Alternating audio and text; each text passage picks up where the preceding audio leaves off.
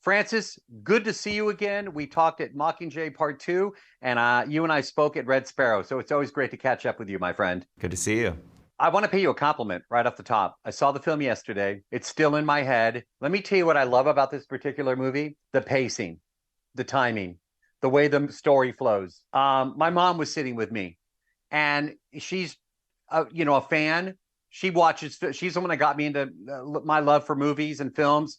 She also said that, and from a mom's fan perspective, I feel like that's a major kudos. So congratulations to you, sir. Thank you. Thank you very much. So, as I mentioned at the top, we've talked Hunger Games before, and I didn't ask you this question last time. What is the fan perspective from your angle? I know you're the director, I know you have a job to do, but it's got to be pretty darn cool to say, wow, I'm working on a Hunger Games movie. It is very cool. I mean, look, when I first got involved, I was very excited because I knew that the movies and the stories were very, very popular, and had a great fan base, and you want to sort of please the fans, and I was a fan, so wanted to please myself too. But what I actually found like really sort of moving was that when we finished the Mockingjays, they opened this Hunger Games museum that has traveled around, and I think it's now in Vegas permanently.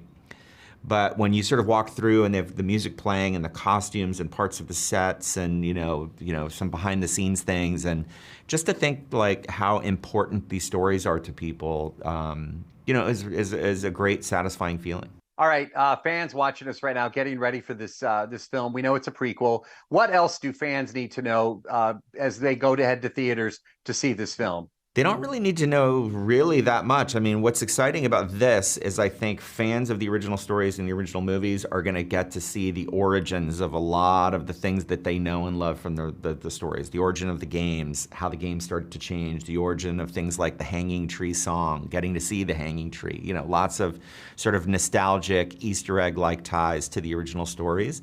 But also for new fans, the truth is you don't have to know anything about the other movies. It's great if you want to go watch them, but this is a standalone movie. The story works on its own. I am a music guy, and the music in this particular film, it's haunting, it's intriguing, it's extremely entertaining, and also I feel like it's a character of its own.